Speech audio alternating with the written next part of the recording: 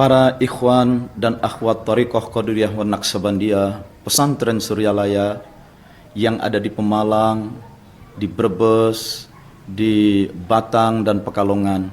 Assalamualaikum warahmatullahi wabarakatuh.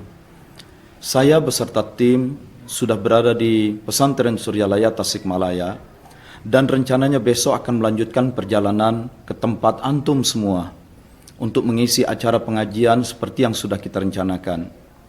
Tetapi mengingat perkembangan akhir-akhir ini, kita harus mengambil tindakan keberhati-hatian, tindakan pencegahan yang lebih ketat dan lebih tegas, lebih berdisiplin sehubungan dengan berkembangnya wabah penyakit virus corona atau COVID, Coronavirus Disease 19. Oleh sebab itu, di satu sisi saya menyesal dan memohon maaf, tapi di sisi lain memang kita harus membuat keputusan ini. Acara-acara yang kita rencanakan hari Ahad dan hari Senin besok itu harus kita tunda. Apa sebab? Karena virus corona ini berkembangnya itu tidak dengan berterbangan di udara, tetapi berkembangnya dengan interaksi, pertemuan manusia dengan manusia. Oleh sebab itu satu-satunya cara pencegahan yang paling efektif adalah justru mengurangi interaksi, pertemuan, sentuhan manusia dengan manusia. Ini bukan main-main. Bukannya kita takut terhadap takdir Allah, tetapi Allah juga sudah menakdirkan kita untuk melakukan tindakan-tindakan pencegahan dan penyelamatan. Singapura itu negara nomor 2 setelah Cina yang awal-awalnya merebak virus corona. Tetapi mereka langsung melakukan tindakan tegas, disiplin yang ketat, menutup semua kemungkinan interaksi manusia. Maka Singapura berhasil meredam. Cina, meskipun di sana sumber wabah, tetapi mereka sudah punya pengalaman kasus flu burung di masa lalu, maka mereka langsung melakukan tindakan. Maka meskipun sumber wabah itu ada di Cina dan sudah merebak luas, tapi mereka sekarang berhasil meredam. Apa yang terjadi dengan Italia? Terlambat mereka melakukan tindakan pencegahan. Mereka terlalu percaya diri, juga lengah. Termasuk, mohon maaf, negeri kita ini termasuk terlambat dalam melakukan tindakan pencegahan, sehingga saya sudah baca tulisan dari Badan Kesehatan Dunia, Badan Kesehatan PBB, WHO, yang menulis surat kepada Presiden kita. Dan Badan PBB itu, WHO, menilai apa yang dilakukan oleh negara kita ini terlalu terlambat. Kita harus melakukan pencegahan tindakan yang lebih tegas.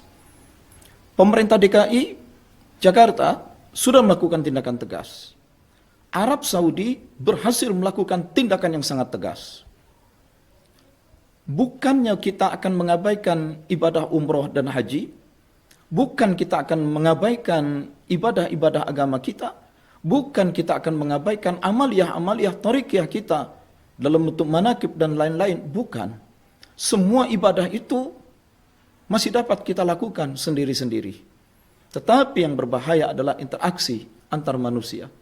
Ketika seseorang berhadapan dalam jarak dekat saja, kalau dia berbicara, apalagi dia batuk, apalagi dia bersin, itu akan melontarkan cipratan-cipratan cairan dari mulutnya yang disebut droplets. Dan ketika itu mengenai pihak lain, orang lain yang kena itu tidak akan langsung merasakan gejala dia sakit. Ada jeda waktu 5 hari, 12 hari, atau bahkan 19 hari, dia tidak merasakan apa-apa. Padahal penyakit sudah berkembang di dalam dirinya. Akibatnya dalam masa inkubasi yang 5 hari, 12 hari, atau 19 hari, yang dia tidak merasakan apa-apa, dia bergaul dengan banyak orang, nah pada masa itu pula penularan sudah terjadi. Dan ketika akhirnya orang itu sudah mulai merasakan gejala sakit, apakah demam tinggi, apakah nafas sesak, apakah batuk, saat itu sudah menjadi sangat terlambat dan sudah terlanjur menyebar kemana-mana. Karena 5 hari atau 12 hari atau 19 hari itu terlalu panjang. Ini jenis penyakit yang disebut asimptomik. Orang yang menderita sakitnya tidak langsung merasakan ada gejala, ada kelainan. Tidak. Dia merasa aman. Dan kalaupun nanti sudah 15 hari atau 12 hari atau 19 hari dan dia sudah bisa merasakan gejala, itu sudah sangat terlambat, sudah sangat berat. Dan yang paling dikhawatirkan, penyebaran sudah terlalu meluas. Memang dibanding virus-virus flu yang lain, virus corona ini tidak terlalu mematikan. Flu burung itu sampai 30% korbannya mati. Virus corona ini mungkin sekitar 10-15%. Tetapi meskipun dia mematikannya, daya mematikannya agak rendah, tetapi daya infeksi, daya penyebarannya itu yang sangat cepat karena tidak kentara dan tidak terkendali. Nah, oleh sebab itu, bukan saja saya menyarankan mulai sekarang, hentikan dulu kegiatan cium tangan, meskipun kepada para ustadz, wakil talqin dan lain-lain. Apalagi cium tangan bolak-balik punggung dan telapak tangan. Satu tangan dicium oleh orang sampai puluhan, mungkin ratusan. Itu. Termasuk kalau saya membatalkan acara datang ke daerah-daerah Anda, bukan berarti saya sudah menuding bahwa kalian di daerah itu sudah terkena. Bukan. Karena bisa jadi tangan saya sudah membawa. Saya baru habis dari perjalanan ke Mesir, dari Arab Saudi, dari Singapura. Saya bergerak ke banyak daerah, bertemu dengan banyak orang. Kemarin-kemarin saya banyak dicium tangan saya. Bisa jadi problem ada di saya. Dan saya tidak mau kalau ada di saya menyebar ke daerah Anda. Bukan berarti saya sudah menuding di daerah Anda sudah berjangkit. Dan ini bukan main-main. Karena virus ini memang efektivitas menyebarnya sangat kuat. Itu. Juga bukan maksud saya mengatakan bahwa Anda tinggal di daerah jauh dari ibu kota, lalu saya bermaksud melecehkan, merendahkan, atau menghinakan Anda semua sebagai orang yang berpenyakit. Bukan. Karena bicara soal penyakit ini tidak pilih status sosial. Ada orang-orang yang kaya, pejabat tinggi, dokter, perdana menteri, profesor, ulama, itu tidak pilih bulu. Ketika dia terlibat dalam sentuhan tangan, salaman, apalagi terkena cipratan dari pembicaraan, batuk atau bersin, itu mudah menular. Jadi mohon maaf, saya pribadi mohon maaf, tapi sekaligus saya meminta kepada semua ikhwan TKN, baik di 4 daerah yang saya batalkan rencana kunjungan itu, maupun ikhwan akhwat TKN di tempat lain, hentikan dulu kegiatan-kegiatan yang menyebabkan manusia berkerumun dalam jarak dekat, dalam waktu yang sangat lama. Dan selalu biasakan cuci tangan. Sebelum masuk masjid, cuci tangan dengan sabun. Keluar dari masjid, meskipun kita tidak bersalaman, tetap lakukan cuci tangan. Sholat, lakukan sholat berjamaah. Selesai sholat berjamaah, langsung kembali saja dulu ke rumah masing-masing. Zikir-zikir harian, lakukan di rumah saja.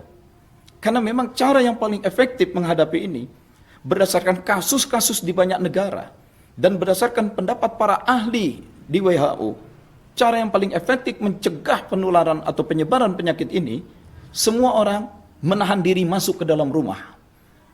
Tidak terlibat, kalau tidak penting betul, kalau tidak mendesak betul, tidak keluar rumah dan tidak melakukan interaksi sosial secara langsung, secara kontak langsung. Kita tidak tahu datangnya sumber penyakit itu, bisa jadi dari uang yang kita terima. Karena uang yang kita terima itu dari orang lain, entah dari mana. Ya kan? Kita, di antara kita mungkin habis bepergian, mungkin dari pasar, mungkin dari pesawat terbang, mungkin dari kendaraan di bus, mungkin dari mana. Ini bukan persoalan menghina, melemahkan, bukan. Ya. Jadi ini semua memang ada takdir Allah, Allah Maha Kuasa. Tapi jangan lupa, Allah sudah menakdirkan virus itu berbahaya buat manusia, dan Allah sudah menakdirkan bahwa manusia harus berikhtiar, harus berusaha menyelamatkan diri.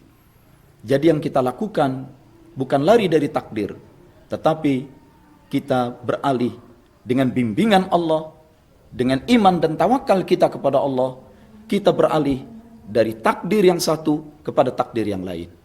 Semoga selamat kita semua Allah berikan limpahan barokah, teruslah melakukan amaliyah tariqiyah secara individu. Secara individu, kurangi dulu pertemuan-pertemuan secara langsung, ya.